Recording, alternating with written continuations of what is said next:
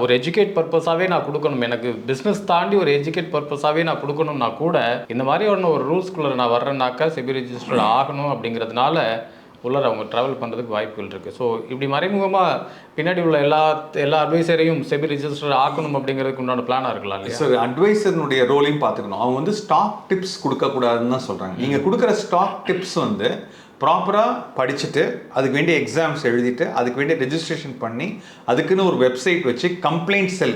ஏன் ஒரு 42 கம்ப்ளைண்ட் போகணும், ஏன் வந்து 54 கோடி போகணும்?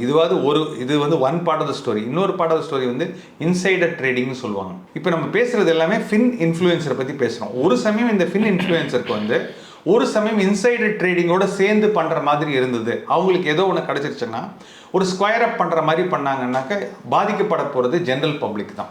ஸோ அவங்க என்ன சொல்கிறாங்கன்னாக்க, நீங்கள் ஸ்டாக் டிப்ஸ் கொடுக்கணும்னு முடிவு பண்ணிட்டீங்க, நீங்கள் வந்து ரெக்கமெண்டேஷன்ஸ் கொடுக்க போகிறீங்க அப்படின்னீங்கன்னா